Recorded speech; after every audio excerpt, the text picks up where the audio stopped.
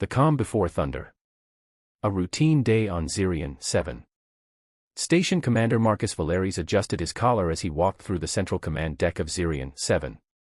The mining colony hummed with quiet efficiency, its massive drilling platforms extracting precious quantum crystals from the planet's core.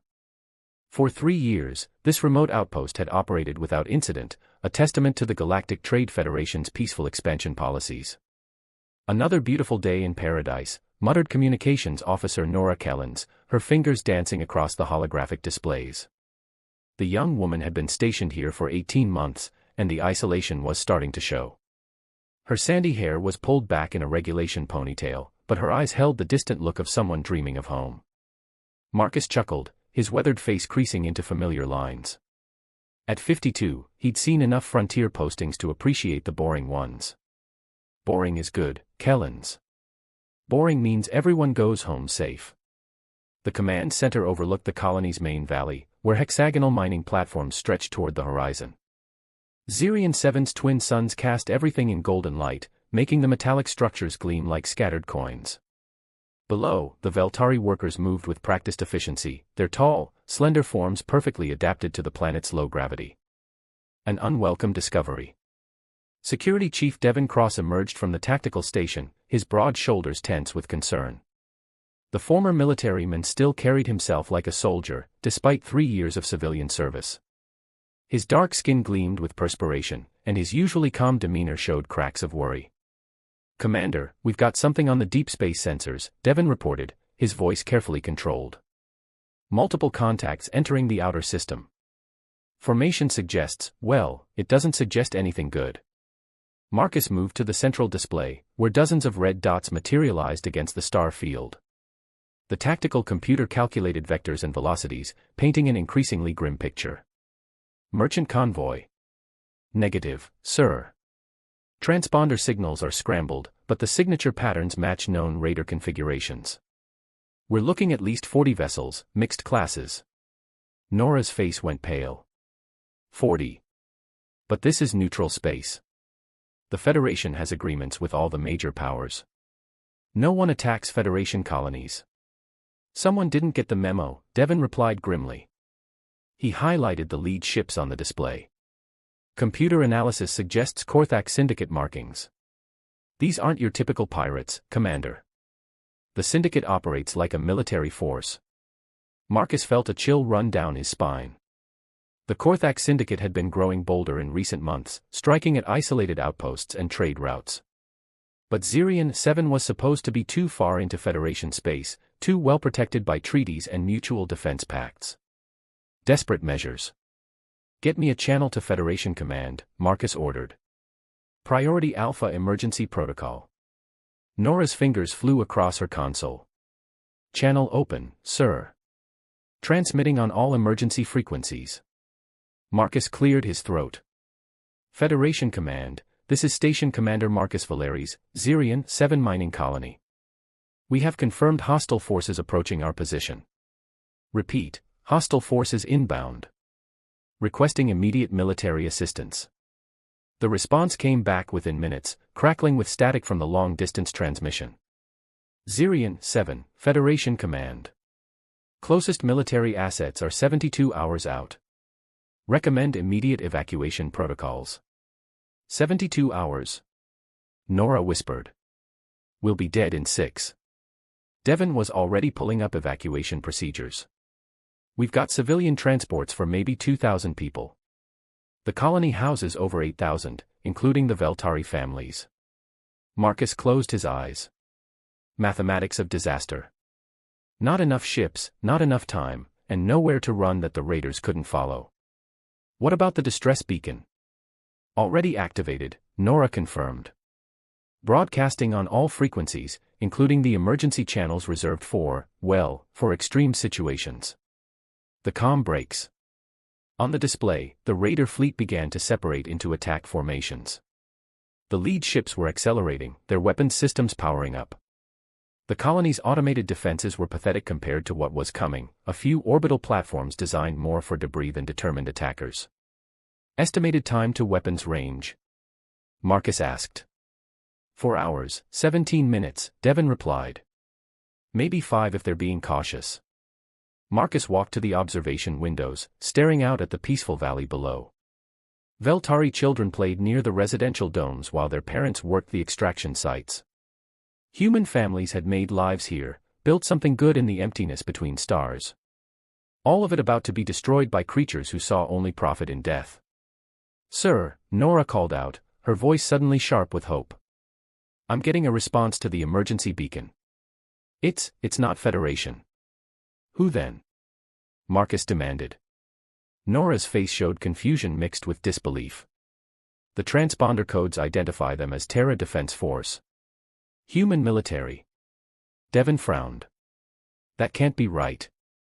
Earth doesn't have deep space naval assets.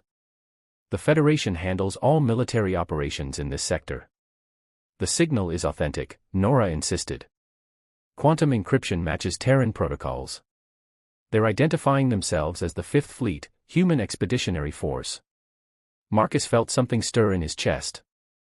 Hope, maybe, or just desperation wearing a different mask. Response time. They're saying, 14 hours. Too long. Far too long. But maybe, just maybe, there would be something left to save when they arrived. The wait begins. The next few hours passed in a blur of frantic activity. Evacuation procedures began, with priority given to children and non-essential personnel. The Veltari workers, despite their peaceful nature, refused to abandon the colony they'd helped build. They would stand with their human partners. Marcus found himself on the observation deck as the first raider ships entered visual range. They were ugly vessels, cobbled together from salvaged military hardware and civilian hulks. But they carried enough firepower to reduce Zirian 7 to glowing slag. "Commander," Devon reported over the comm, "raiders are hailing us. Put them through." The holographic display flickered to life, revealing a scarred Korthak warrior in battle armor. The alien's forearms gestured dismissively as it spoke in accented standard. "Human settlement. You will surrender all resources and submit to Syndicate authority. Resistance will result in total elimination." Marcus stepped forward, his voice steady despite the fear gnawing at his gut. "This is a Federation colony under interstellar protection treaties. Withdraw immediately, or face the consequences." The Raider commander's mandibles clicked in what might have been laughter. "Federation. Your Federation abandoned you, human. No help comes.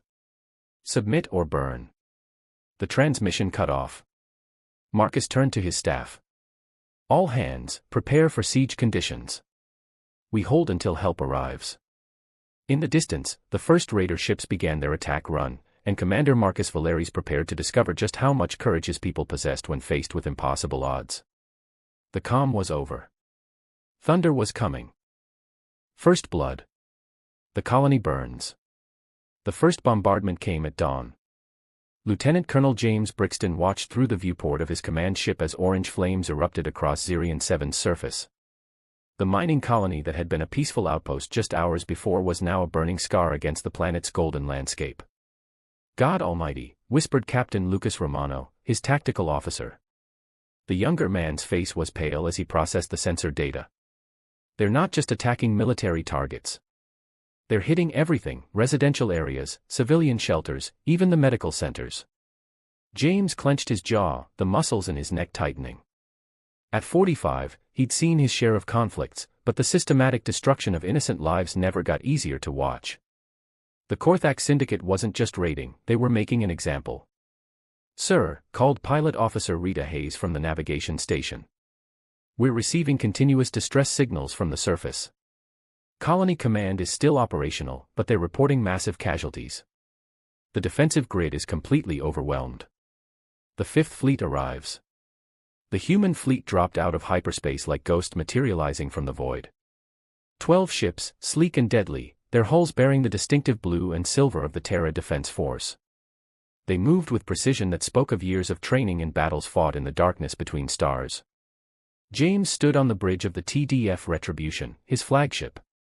The heavy cruiser was a masterpiece of human engineering, built not for exploration or trade, but for one purpose: war. Its weapons systems hummed with barely contained energy, and its crew moved with the quiet efficiency of professional soldiers.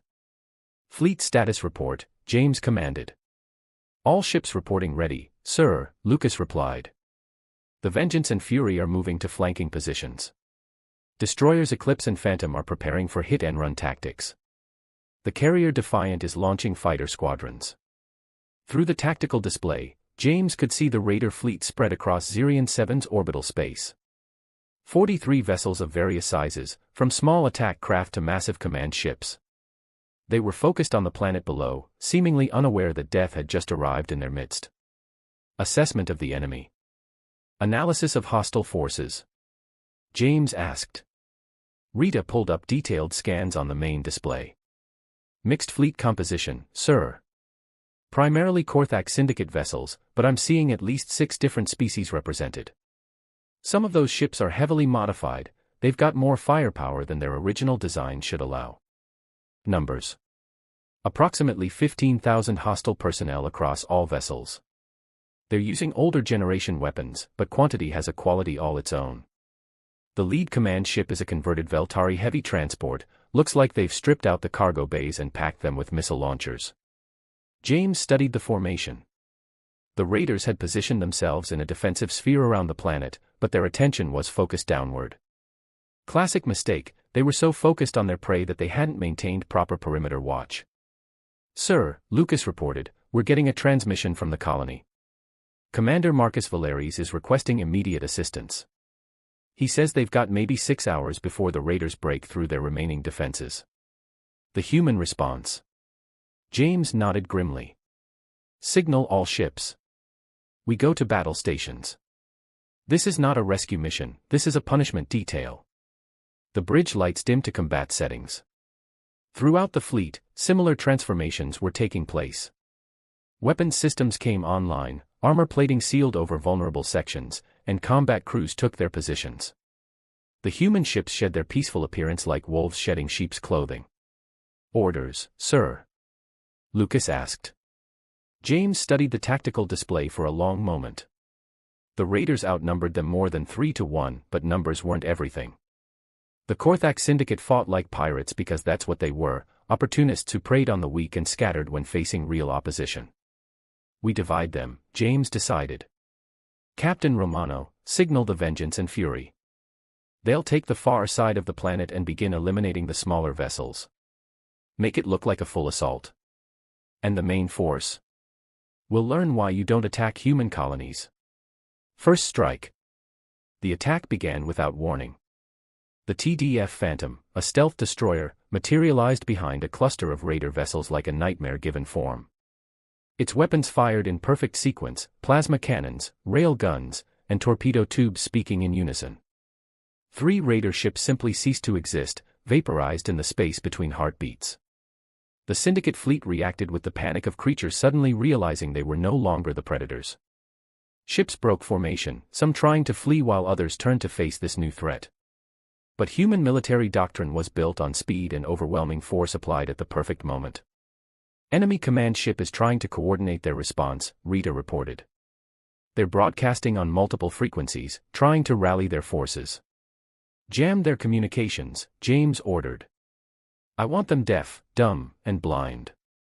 The electronic warfare suite of the Retribution came online, flooding the area with interference. The Raider fleet's attempts at coordination dissolved into chaos as ship-to-ship communications failed. Individual captains began making their own decisions, and those decisions were increasingly focused on survival rather than completing their mission. The tide turns. Captain Lucas Romano watched the tactical display with growing amazement. Sir, the Raiders are breaking off their attack on the planet. They're trying to form a defensive perimeter, but their formation is falling apart. James nodded with grim satisfaction. They're learning the difference between raiding helpless civilians and fighting a real military force. Signal the fighter squadrons, begin strafing runs on their larger vessels. Target their weapons systems and engines. Human fighters swept through the Raider formation like deadly insects, their pilots displaying the kind of precision that came from years of training. They targeted specific systems with surgical accuracy, crippling ships rather than destroying them outright. The message was clear: surrender or be systematically dismantled. Colony Command is reporting that the bombardment has stopped, Rita announced. Commander Valeries is asking for our status. Tell him we're just getting started, James replied. Lucas, what's the status of their command ship? Still operational, but they're trying to retreat. The converted transport is breaking orbit, heading for the outer system. James smiled, but there was no warmth in it. Let them run. They'll carry word of what happened here. Sometimes the survivors are more valuable than the dead. The message spreads. Across the Raider fleet, panic was spreading faster than the human weapons fire. These weren't the easy targets they'd expected. The humans fought with a cold efficiency that spoke of professional military training and resources that dwarfed anything the Korthak Syndicate could field. The command ship's communications officer, a nervous Veltari conscript, looked up from his station with wide eyes. Commander, we're receiving surrender transmissions from 12 of our vessels. They're requesting permission to withdraw. The Korthak fleet commander, a scarred veteran named Graxith, slammed his primary fist against the command console. Cowards. We outnumber them 4-1. Numbers don't matter if we can't coordinate, his tactical officer replied. They've cut our communications, isolated our ships, and they're picking us apart one by one. This isn't a battle, it's an execution. Through the viewport, Graxith could see the human ships moving with lethal purpose. Each vessel was a masterpiece of military engineering, operated by crews who clearly knew their business. This wasn't a frontier militia or a corporate security force, this was a professional navy. And they were very, very angry. The realization hit him like a physical blow, they had made a terrible mistake. These humans weren't just another species to be raided and exploited. They were something far more dangerous. They were soldiers who had just watched their people die. The hunter becomes hunted. The Admiral takes command. Admiral Vincent Harrow stood in the command center of the TDF Sovereign, his weathered hands clasped behind his back as he surveyed the battlefield. At 63, he was the oldest serving officer in the Terra Defense Force, a man who had earned his stars through 3 decades of keeping humanity safe from threats most civilians never knew existed. Status report, Commander Ward, he said quietly, his voice carrying the authority of absolute command. Tactical Officer Benjamin Ward, a sharp-eyed man in his 30s, gestured to the holographic display showing the space around Zirion 7. Sir, Colonel Brixton's initial engagement has broken the Raiders' formation. 17 enemy vessels destroyed, 12 more crippled. The remainder are attempting to regroup near the outer system's asteroid belt. Vincent nodded, his steel-gray eyes never leaving the tactical display. They're learning. Wounded animals often become more dangerous when cornered. Admiral, called Chief Engineer Sophia Grant from her station, all fleet systems are operating at optimal efficiency. The new quantum reactors are performing beyond specifications. We're ready for extended engagement. The trap is set. Vincent studied the retreating Raider formation with the eye of a predator. The Korthak Syndicate ships were moving toward the asteroid field, probably hoping to use the space debris as cover for their escape. It was a predictable tactic, which made it exploitable. They think they're being clever, Vincent mused. Benjamin, deploy the sensor drones throughout the asteroid field. I want to know the location of every rock larger than a fighter craft. Aye, sir. Drones away. The small reconnaissance drones shot out from the Sovereign like silver bullets, spreading throughout the asteroid field in a carefully planned pattern. Within minutes, they had mapped every possible hiding spot and escape route. Sir, Benjamin reported, we've got full coverage. The Raiders are boxed in, but they don't know it yet. Vincent allowed himself a thin smile. Good. Signal the fleet. Formation Delta 7. We're going hunting. The human fleet advances. The 12 ships of the 5th Fleet move through space with the coordinated precision of a pack of wolves. Each vessel had its role to play in the coming engagement, and their crews executed their orders with the efficiency that came from years of training together. The heavy cruisers Retribution and Vengeance took point positions, their massive weapon systems ready to engage the larger enemy vessels. The destroyers formed a screening line, their speed and maneuverability allowing them to respond to threats and opportunities as they developed. Enemy vessels are taking position behind the larger asteroids, Sophia reported from her engineering station. Looks like they're planning to make a stand. Or an ambush, Benjamin added. These pirates aren't stupid, just desperate. They might try to draw us into the asteroid field where our larger ships will be at a disadvantage. Vincent studied the tactical situation. The raiders had positioned themselves well, using the asteroids as natural fortresses. But they were thinking like pirates, not like military strategists. "They're fighting the last war," Vincent said quietly. "They expect us to charge in like angry barbarians." "Benjamin, what's the range to the furthest enemy vessel?" "Approximately 40,000 kilometers, sir. Well within our engagement envelope." "Sophia, bring the main guns online. Full power." The demonstration begins. The TDF Sovereign was more than just a flagship, it was a statement of human technological advancement. Its main weapon system, a quantum-enhanced particle cannon, represented the pinnacle of Terra Defense Force engineering. When it fired, it didn't just destroy targets, it erased them from existence. "Target the largest enemy vessel," Vincent ordered. The converted heavy transport attempting to coordinate their defense. Benjamin's fingers danced across his control panel. Target acquired. Quantum cannon charged and ready. Fire.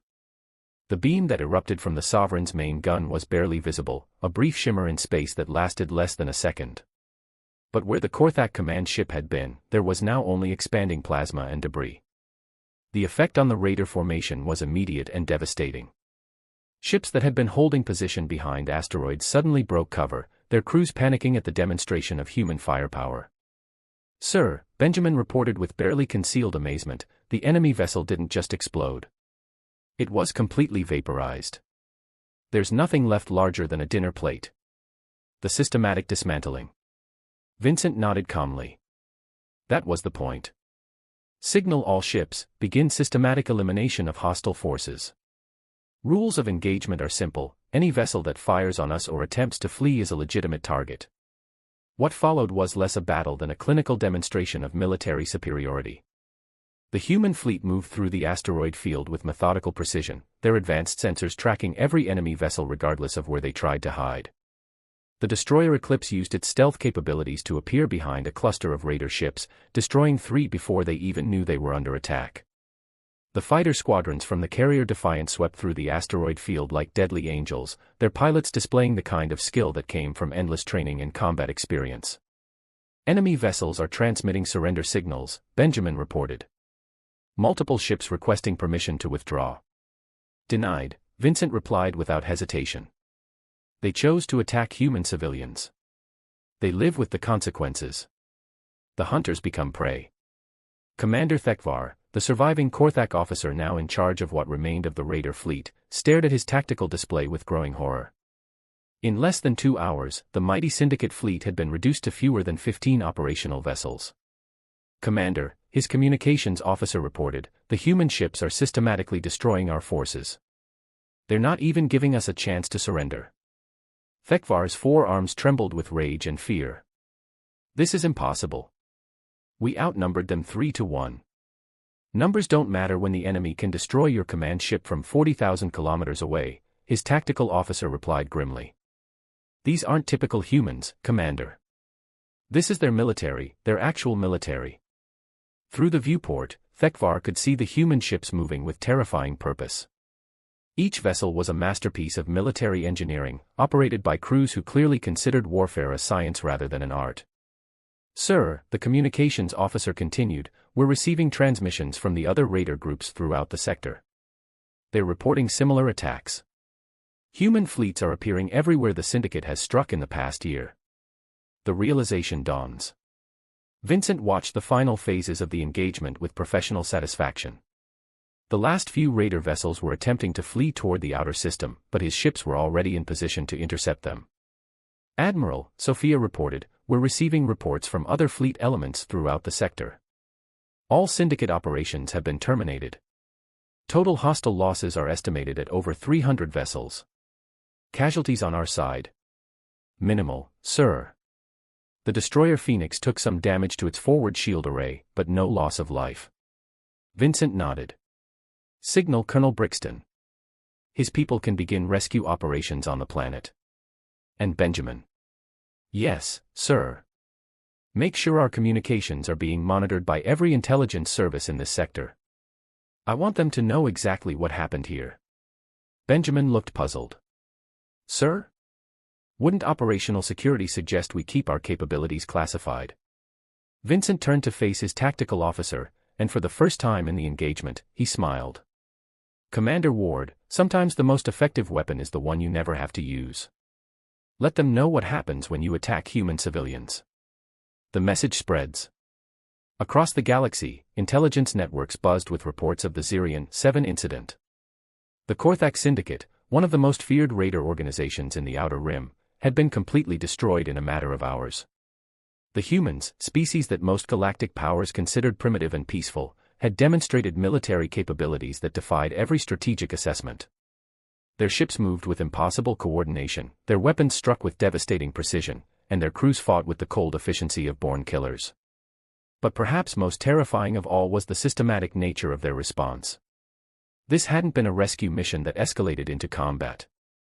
This had been a deliberate act of retribution, executed with the precision of a surgical strike.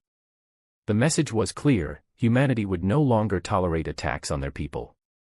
The galaxy's predators had found something higher on the food chain. And it was hunting them. Part 4, Silent Judgment. The Final Hunt. Fleet Captain Harrison Drake stood on the bridge of the TDF Executioner, watching the last remnants of the Korthak Syndicate fleet scatter like insects before a flame. At 38, he was the youngest fleet captain in Terra Defense Force history, promoted after his brilliant tactical performance during the Outer Rim campaigns. "Sir," reported Intelligence Officer Michael Torres, his dark eyes focused on the sensor displays, "we've identified the Syndicate's command vessel. It's the heavy cruiser Blood Reaper, modified Zephyrian battleship hiding behind the moon's shadow." Harrison nodded, his expression carved from stone. "How many souls were lost on Zirian-7, Torres?" "Final count shows 4,300 civilians dead, sir. Another 6,000 wounded or missing." The bridge fell silent except for the quiet hum of life support systems. Every member of the crew had seen the aftermath footage from the colony, the burned residential domes, the shattered mining platforms, the bodies of children caught in the bombardment. Marine Commander Stone, Harrison called to the woman standing at the tactical station. "Prepare boarding parties. This one we take alive." The Predator revealed. Marine Commander Rebecca Stone was a legend in the Terra Defense Force. At 42, she had led more successful boarding actions than any officer in recorded history. Her scarred face and cybernetic left arm told the story of battles fought in the darkness between stars. "Sir," she replied, her voice carrying the authority of someone who had personally ended more lives than she cared to count, "boarding parties Alpha through Delta are ready. We'll take their command deck intact." Harrison studied the tactical display showing the enemy vessel's position. The Blood Reaper was massive, nearly 2 kilometers of armored death designed to raid helpless colonies. But today it would learn what happened when the hunters became the hunted. "Signal the fleet," Harrison ordered. "Full combat deployment. I want that ship surrounded but not destroyed. They're going to face judgment for what they did." The trap closes. The human fleet moved with deadly precision, each ship taking position around the hidden command vessel. The TDF Nemesis and Judgment flanked the moon while the destroyers Swift and Razor cut off escape routes toward the outer system. "Enemy vessel is powering weapons," Torres reported. "They know we've found them." "Let them try," Harrison replied coldly. "Signal all ships, disable their engines and weapons, but keep the hull intact. I want the crew to survive long enough to understand what's happening to them." The engagement was brief and decisive. Human weapons, guided by targeting systems that could track individual rivets on enemy hulls, struck with surgical precision. The Blood Reaper's main engines died in controlled explosions that left the reactor core intact. Weapon turrets were severed from their mounts without breaching the ship's pressure hull. In less than 10 minutes, the pride of the Korthak Syndicate was reduced to a helpless hulk drifting in space. Boarding action. "Boarding tubes deployed," Rebecca announced over the comm system. "Seal integrity confirmed. We're going in." Harrison watched through the tactical feeds as Rebecca led her Marines through the breach points. The Terra Defense Force Marines moved like ghosts through the enemy ship's corridors, their powered armor making them nearly invincible against conventional weapons. The Korthak crew fought with the desperation of cornered animals, but they were facing humanity's finest warriors. Each Marine was a veteran of dozens of boarding actions, trained to fight in the cramped confines of hostile vessels where a single mistake meant death. "Bridge secured," Rebecca reported 20 minutes later. We have prisoners, including their command staff. Face to face with judgment. Harrison materialized on the Blood Reaper's bridge via emergency transport, accompanied by Torres and a squad of Marines. The command deck was a testament to Korthak brutality, trophy skulls from various species mounted on the walls, and weapon displays showing the ships they had destroyed. In the center of the bridge, surrounded by human Marines, knelt Fleet Commander Gordhak Prime, the architect of the Zirian 7 massacre. The massive alien's forearms were bound with energy restraints, his scarred carapace bearing the marks of countless battles. So, Gordhak growled in broken standard, the humans finally show their true nature. You are no different from us, killers who take what they want. Harrison approached slowly, his boots echoing on the metal deck. You're wrong. We are very different. How? Gordhak spat. You destroy my fleet, board my ship, take prisoners. This is conquest, just like we do. The difference. Harrison stopped directly in front of the alien commander, his voice quiet but carrying to every corner of the bridge. The difference is choice. You chose to attack civilians. You chose to murder children. You chose to make yourself humanity's enemy. Torres stepped forward, activating a holographic projector that filled the bridge with images from Zirian 7. Burning homes, destroyed schools, the faces of the dead. Gordhak's subordinates flinched at the sight, but the commander remained defiant. We take what we need to survive, Gordhak declared. The strong rule the weak. This is the way of the galaxy. Not anymore, Harrison replied. Signal the fleet, Torres. Begin the final phase. The judgment rendered. What happened next would be remembered throughout the galaxy for generations to come. The human fleet didn't simply destroy the remaining Syndicate vessels, they systematically dismantled them, piece by piece, while broadcasting the footage on all channels. Each raider ship was disabled and boarded. Their crews were assembled on the command decks to watch as their vessels were methodically torn apart by human weapons. But the humans didn't stop there. Torres, Harrison ordered, access their navigation computers. I want the location of every Syndicate base, every safe harbor, every ally who supported their operations. Within hours, the intelligence networks of the galaxy were flooded with detailed information about the Korthak Syndicate's entire operation. Financial backers, supply lines, hidden bases, everything was exposed to the light. Sir, Torres reported, we've identified 47 Syndicate installations across 12 systems. All have been marked for elimination. Harrison nodded. Signal Admiral Harrow. Commence Operation Clean Sweep. The network falls. Across the galaxy, human fleets that had been positioned in secret for months finally revealed themselves. The Terra Defense Force had been watching, waiting, cataloging every criminal organization that preyed on innocent civilians. The Syndicate's main base on Korak Prime was the first to fall. 3 human heavy cruisers appeared in orbit without warning, their weapons reducing the orbital platforms to debris in minutes. The surface installation surrendered without firing a shot. On Vex Station, the notorious pirate haven in the neutral zone, human Marines stormed through the docking bays like avenging angels. The criminals who had thought themselves safe behind layers of corruption and bribes found themselves facing soldiers who didn't care about politics or payoffs. The message delivered. Back on the Blood Reaper, Gordhak watched the destruction of his empire through the tactical displays. One by one, the symbols representing Syndicate holdings winked out of existence. Impossible, he whispered. You cannot be everywhere at once. Harrison leaned closer, his voice carrying the weight of absolute authority. We've been watching you for 2 years, Gordhak. Every raid, every murder, every act of brutality. We know about your financial backers, your corrupt officials, your protection arrangements. But why now? Why wait? Because, Harrison replied, we needed you to believe you were safe. We needed you to expose your entire network before we acted. You see, we don't just want to stop the raiders, we want to eliminate the very idea that humans can be attacked without consequences. The final silence. As the last Syndicate vessel was destroyed, something strange happened throughout the galaxy. The constant chatter of criminal organizations, the bragging of successful raids, the threats against human settlements, all of it simply stopped.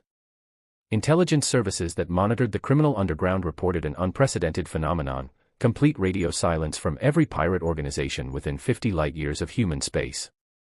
Harrison stood on the bridge of the Executioner as it departed the Zirian 7 system, leaving behind a rescue fleet to help rebuild the colony.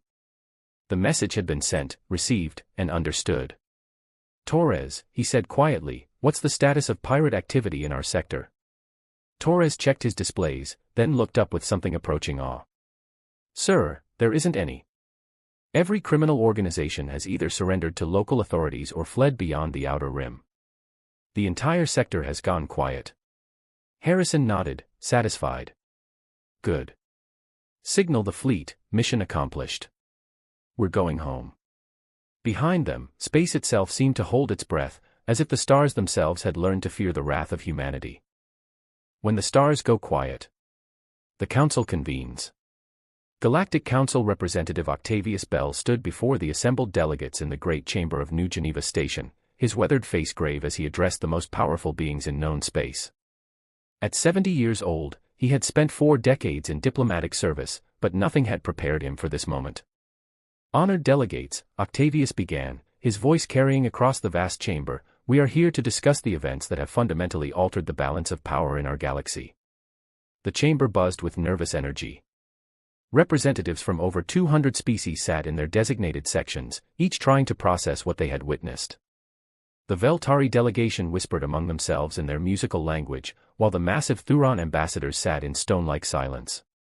"The human response to the Zirian 7 incident has raised questions that demand answers," Octavius continued. "Questions about humanity's true capabilities, and what this means for galactic peace." The evidence presented. Defense Secretary Thomas Kellner, a stern man in his 50s with steel-gray hair, activated the massive holographic display that dominated the chamber's center. The 3-dimensional projection showed the Zirian 7 system and the surrounding sectors. In the span of 72 hours, Thomas reported, human forces eliminated the Korthak Syndicate's entire network.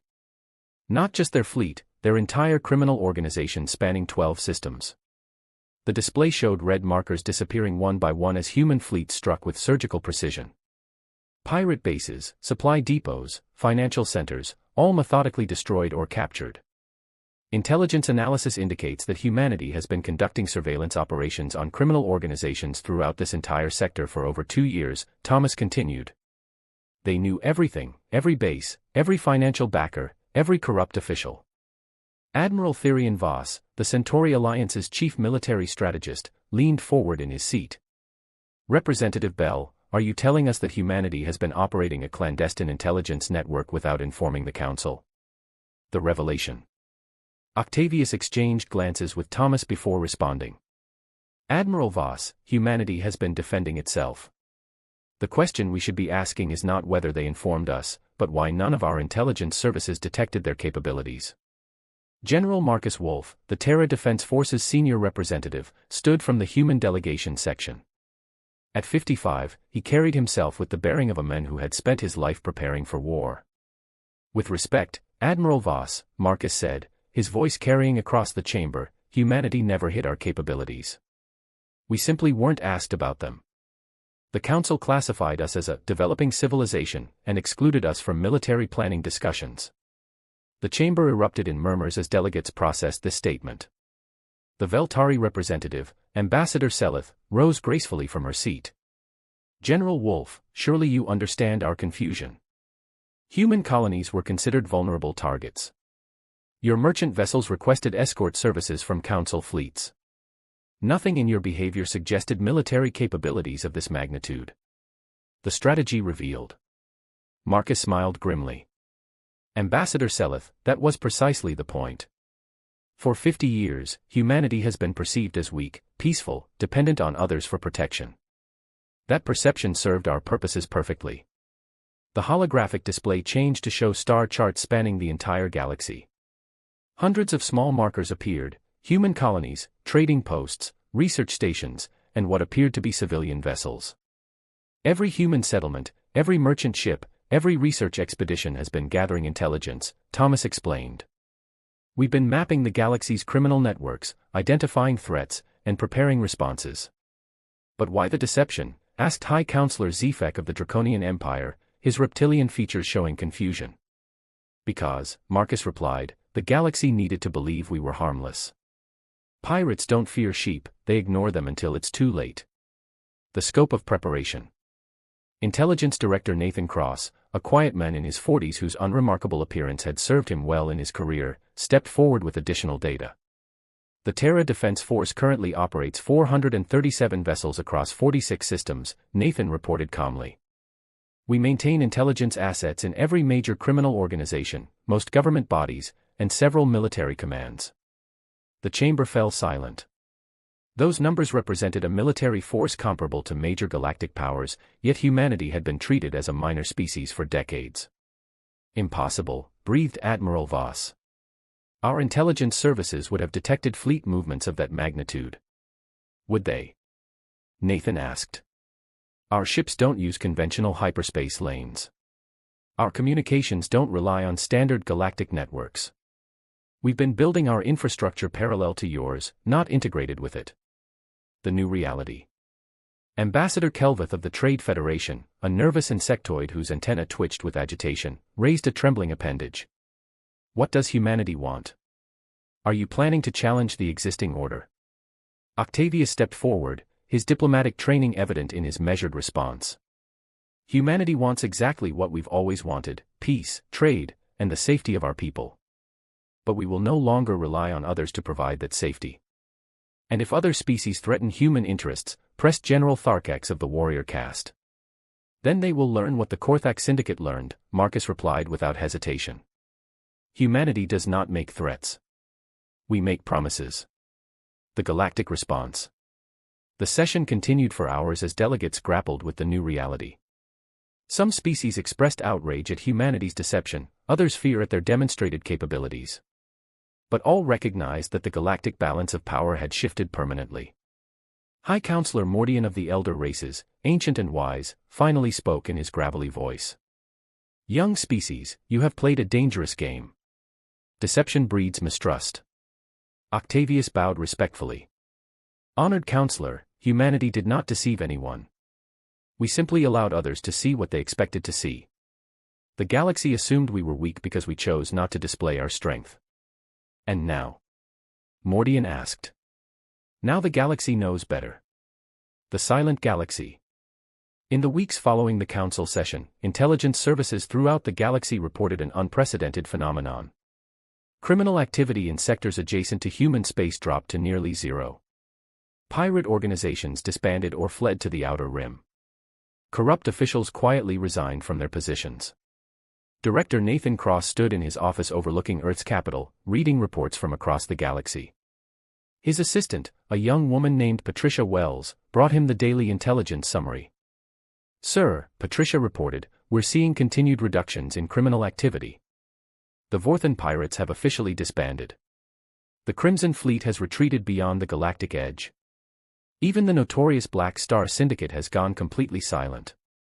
Nathan nodded, unsurprised. Fear is often more effective than force, Patricia. We didn't just destroy the Korthak Syndicate, we demonstrated that nowhere is safe for those who threaten human lives. The message spreads. Across the galaxy, the story of Zirian 7 spread through official channels and criminal networks alike. The humans, once dismissed as harmless merchants and scientists, had revealed themselves as perhaps the most dangerous military force in known space. But more than their weapons or their ships, it was their patience that terrified potential enemies.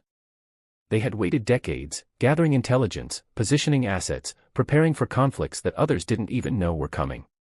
Commander Gabriel Torres, Nathan's nephew and now a rising star in human intelligence, submitted his final report on the syndicate operation from his station near the galactic core. Uncle, he wrote in his personal message, the criminal networks aren't just afraid of our ships or our weapons. They're afraid because they finally understand what we are. We're not conquerors or raiders. We're gardeners. And they've realized they're the weeds. The New Order. 1 year after Zirian 7, Octavius Bell stood once again before the Galactic Council. But this time, humanity's seat had been moved from the observer section to the permanent members' circle. The motion before us today, he announced, concerns the establishment of new security protocols for civilian populations throughout Council space. The vote was unanimous. Every species, even those who had initially opposed humanity's rise to power, recognized the value of the protection that human forces could provide. As the session ended, Admiral Voss approached Octavius privately. "Representative Bell, I must ask, how many of your people knew the truth about human capabilities?" Octavius smiled. "Admiral, every human child learns two things in school: how to read, and how to keep secrets. The galaxy underestimated us because we allowed them to. But make no mistake, this was always our plan. And now? Now the stars are quiet, Admiral. And they'll stay that way as long as everyone remembers what happens to those who threaten innocent lives." Outside the station's viewports, human patrol ships moved silently through space, invisible guardians watching over a galaxy that had finally learned to respect the species it had once dismissed as harmless. The age of humanity had begun not with conquest, but with the simple promise that evil would no longer go unpunished. And in the silence between the stars, that promise was enough. The Garden of Stars. 5 years later. Fleet Admiral Nathaniel Sterling stood on the observation deck of the TDF Eternal Vigilance, humanity's newest and most advanced command ship. At 48, he represented the new generation of human military leaders who had grown up knowing their species' true place in the galaxy. Through the reinforced transparisteel, he watched as the dedication ceremony began on New Zirian Station. The massive orbital facility had been built where the mining colony once stood, now serving as the headquarters for the Galactic Protection Initiative, humanity's gift to the peaceful species of the galaxy. Admiral, called Captain Diana Foster, his chief of staff, representatives from over 300 species have confirmed attendance. This is the largest peaceful gathering in galactic history. Nathaniel nodded, his eyes tracking the hundreds of vessels from across known space. Veltari science ships floated alongside Centauri diplomatic cruisers. Even the reclusive elder races had sent observers. The memorial. Below them on the station's central plaza, Dr. Jonathan Mitchell, the colony's new director, unveiled the memorial to those lost in the Zirian 7 massacre. The monument was simple, a crystal spire containing the names of every victim, surrounded by gardens representing flora from dozens of worlds. "We remember not just the dead," Dr. Mitchell spoke to the assembled crowd, "but the moment when the galaxy learned that innocence would no longer be helpless." In the crowd, Commander Marcus Valeri stood with the other survivors of the original attack. The former mining colony commander now served as the station's security chief, his weathered face bearing witness to the transformation he had seen. The new generation. 20-year-old Lieutenant Sarah Valeri, Marcus's adopted daughter and one of the children saved during the attack, stood at her post on the bridge of the patrol ship TDF Guardian. She had been 8 when the raiders came, 11 when she watched human ships arrive like avenging angels. "Lieutenant," called her captain, "sensors are detecting unauthorized vessels in Sector 7. Possible smugglers." Sarah's eyes hardened with the same determination that had driven her adoptive father to hold the colony against impossible odds. "Signal them to heave to for inspection. If they refuse." "Understood, Lieutenant." "They won't refuse." And they didn't. Across the galaxy, the mere presence of human patrol ships was enough to deter criminal activity. The legend of Zirian 7 had grown in the telling, becoming a cautionary tale that parents of a dozen species told their children. The Council of Peace. In the diplomatic section of New Zirian Station, Ambassador Catherine Wells presided over the monthly Council of Peace meeting. The 45-year-old diplomat had spent her career building the networks that now kept the galaxy safe. The quarterly crime statistics show continued improvement, she reported to the assembled representatives.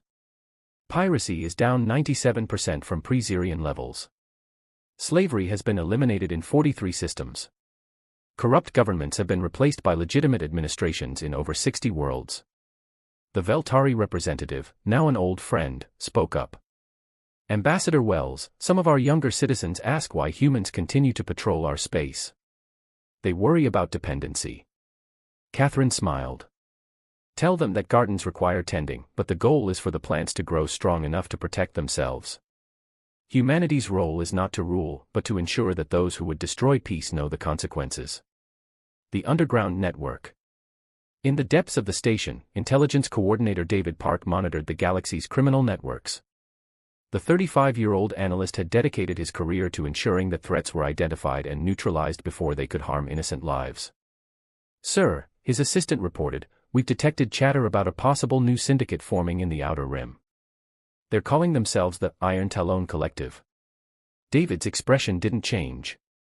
"How much do they know about Zirian 7? They think it's a myth, sir. Propaganda to keep criminals afraid. I see. Prepare a demonstration package. Nothing dramatic, just enough to remind them that myths have teeth. The lesson learned. Later that evening, as the dedication ceremony concluded and the visiting dignitaries departed, Admiral Sterling found himself alone on the observation deck. The stars stretched endlessly before him, peaceful and bright. Captain Foster joined him, carrying a data pad with the day's reports. Admiral, final count shows 0 criminal incidents across 17 sectors. It's been 3 months since we've had to fire a shot in anger. Good, Nathaniel replied. Our weapons exist to preserve peace, not to wage war. Sir, if I may ask, do you think we've achieved what we set out to do? Is the galaxy truly safe? Nathaniel considered the question carefully. Diana, safety isn't a destination, it's a journey. Every generation must choose whether to be gardeners or predators.